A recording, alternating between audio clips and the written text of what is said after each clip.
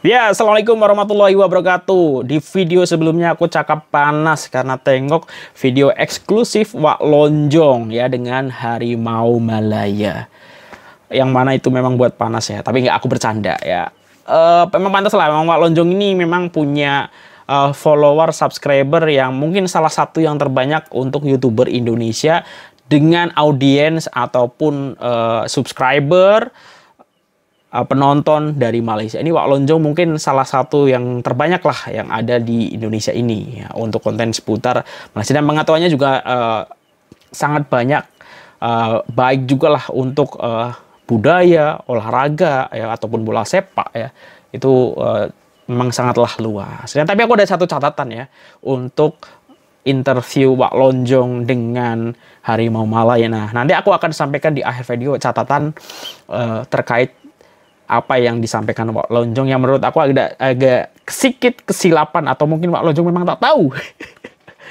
Seperti itu.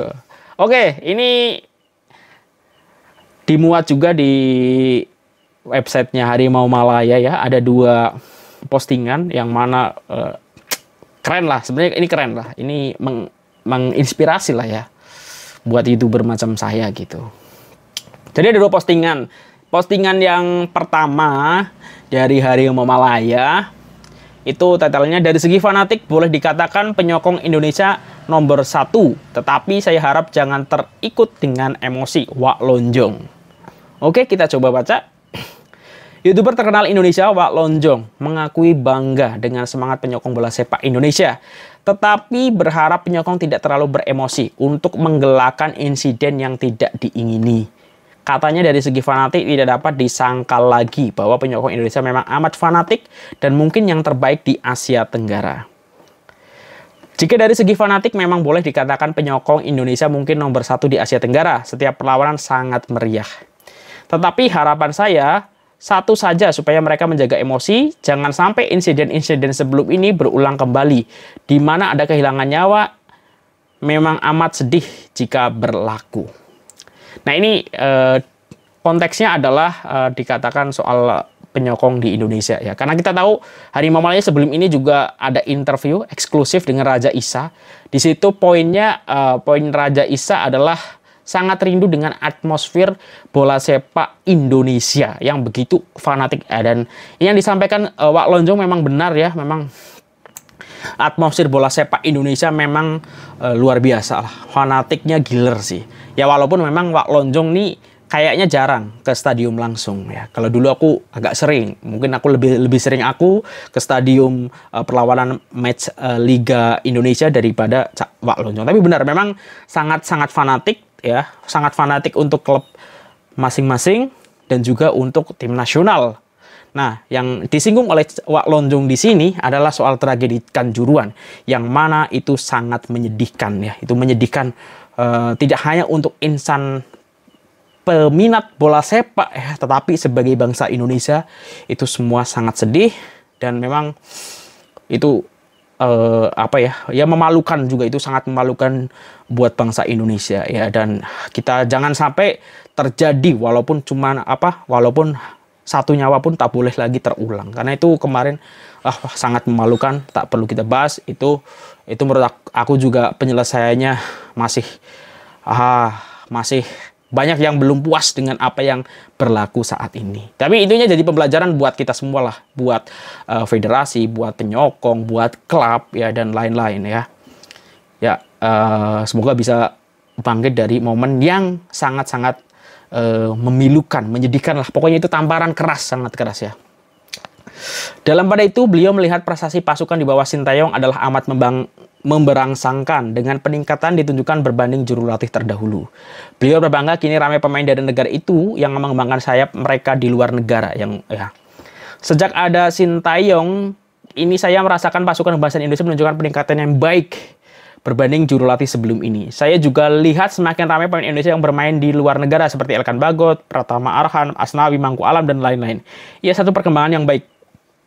Tambahnya untuk kejuaraan Piala Asia 2023 nanti, beliau percaya dengan kemampuan Taeyong membimbing pasukan itu dan merasakan Indonesia sudah bersedia.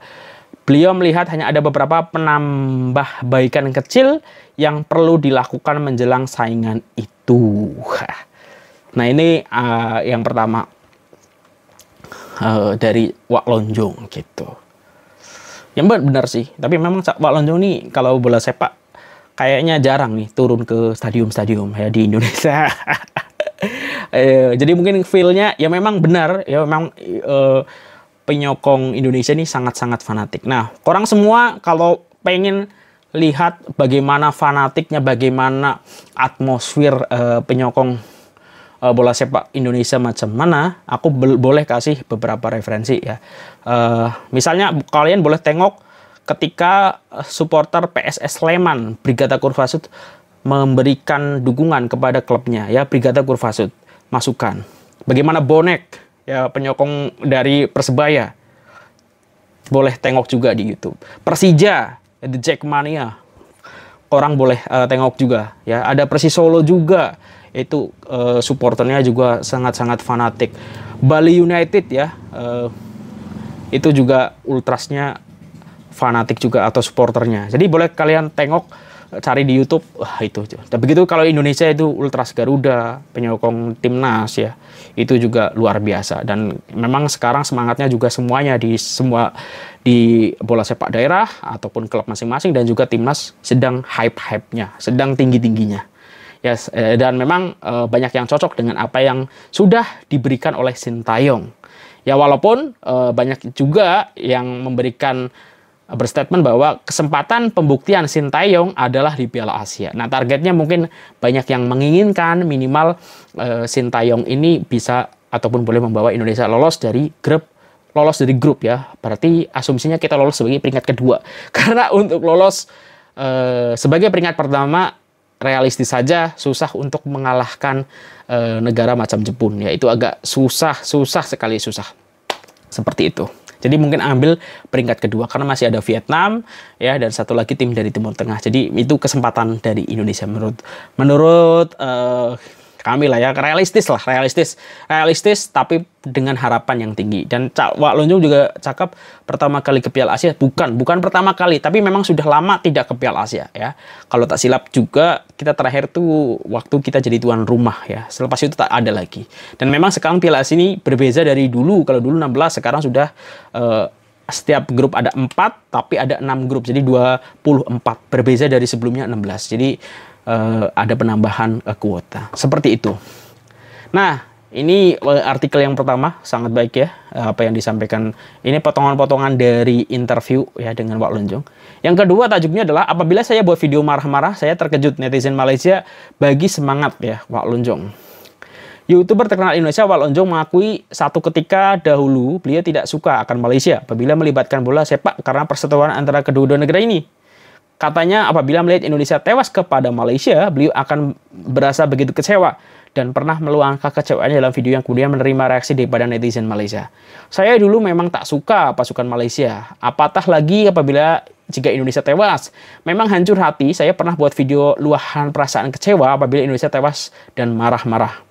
Tetapi netizen Malaysia pula beri saya semangat dan menenangkan saya, jadi saya terkejut karena saya marah pasukan Malaysia.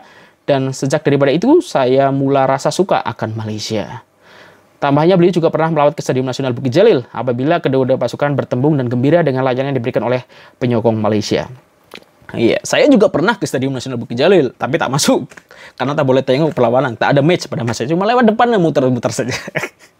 Dalam pada itu, beliau menyifatkan bahwa Stadion Sultan Ibrahim SSI merupakan stadion terbaik dan menyamakan ia seperti stadion sunggah Eropa seperti Camp Nou ya. Tapi menurut aku sih kurang tepat ya kalau SSI itu disamakan dengan Camp Nou ya, karena Camp Nou kan kapasitasnya lebih besar ya. Tapi memang standarnya Eropa lah sudah SSI itu. Dari segi ranking, pastinya SSI yang paling bagus bagi saya ya setaraf dengan Eropa. Pertama kali menjejakkan kaki sana, saya rasa seperti di Barcelona. Dia cakep seperti di Barcelona, tapi tak pernah juga di Barcelona. ya, kita akui lah SSI memang kualitas Eropa boleh disamakan ya. Tetapi secara kapasitas kan jauh ya dari Camp Nou ya. Jadi 40.000 mungkin lebih tempat kemana ya, ke stadion mana? Mungkin stadionnya Arsenal aja 60.000, 40.000 Valencia mungkin ya. Ya kurang lebih itulah ya. Tapi maksudnya aku paham. Selain itu, Bukjala juga mempunyai suasana yang baik dan dengan penyokong yang ramah. Ya karena memang Wak Lonjong ini pernah tengok ketika Indonesia melawan Malaysia ya di sana. Jadi atmosfernya sangat luar biasa. Nah, Stadion Nasional Bukit Jalil itu adalah stadion dengan kapasitas terbanyak kalau tak silap di Asia Tenggara ya, dengan kapasitasnya besar. Mungkin di Asia juga daratan tertinggi lah. Mungkin yang boleh menyamai mungkin yang di Korea Utara ya. Atau mungkin di China ada stadion baru ya. Tapi itu hampir didekati dengan Jakarta International Stadium ya, yang tanpa lintasan atletik gitu, walaupun belum boleh dipakai sampai saat ini. Seperti itu. Beliau melihat bahwa skuad Harimau Malaya kini semakin meningkat di bawah kendalian Kim Pan-gon. Selain itu, beliau juga mau melihat kedua pasukan bertemu sekali lagi untuk melihat peningkatan masing-masing di bawah ketua juru atletik ini. Nah, ini kan ada rumor ya bahwa Malaysia akan ada eksebisi melawan Indonesia. Apakah ini boleh terwujud atau tidak? Kita tunggu saja ya. Ada yang mengatakan tidak, tapi ada kemungkinan boleh. Kita tunggu saja nanti seperti apa. Nah, ini statement-statement yang disampaikan oleh Wak Lonjong ya, keren lah Wak Lonjong. Nah, hal yang ingin aku sampaikan ini ya, aku tadi tengok eksklusifnya Wak Lonjong dengan Harimau Malaya. Yang aku tengok ada satu statement beliau yang poinnya macam nih. Ketika Safy Salim main di Indonesia, Wak Lonjong ini ingat betul ya, karena memang Safy Salim ini rekornya baik ya. Dia datang dari Malaysia terus jadi striker dan memang berada di level atas lah untuk pencetak gol terbanyak. Nah, Wak Lonjong ini cakap ingat betul ketika bermain di Pelita Bandung Raya. Padahal pada masa itu, 2011-12 kalau tak silap, Safy Salim pada masa itu bukan bermain di Pelita Bandung Raya, tetapi bermainnya di Pelita Jaya. Walaupun memang kita tahu, Pelita Jaya 2013 berubah jadi Pelita Bandung Raya. 2 atau 3 musim setelah itu berubah lagi. Yang sekarang akhirnya jadi Madura United itu. Awal mulanya macam itu. Jadi sedikit koreksi ya Wak Lonjong ya, apa yang disampaikan masih ingat betul soal Safy Salim ketika bermain di Indonesia bukan di Pelita Bandung Raya Wak Lonjong, tetapi di Pelita Jaya. Itu sedikit koreksi buat Wak Lonjong. Hehehe. Itu videonya seputar reaksi, tapi ya memang Wak Lonjong mantas lah ini. Karena memang sekali lagi ini salah satu YouTuber Indonesia yang punya masa banyak di Malaysia, mungkin salah satu yang subscribernya terbanyak lah yang punya subscriber di Malaysia. Ya mungkin salah satu dari mungkin top 10 ataupun top 5. Nah, seperti itu, jangan salah saya ya. Saya sama Wak Lonjong memang tak terlalu akrab lah. Tapi kita kadang ya chat WA, ya kayak macam itulah ya. Seperti itu, tapi memang kita tak terlalu akrab, tapi memang kita kenal. Ya, kita belum pernah berjumpa juga ya, tapi kita beberapa kali bertanya kabar via WA. Nah, itu aja. Kalau ada kesilapan aku mohon maaf ya. Sehat-sehat semuanya. Sampai ketemu lagi. Wassalamualaikum warahmatullahi wabarakatuh. Dah.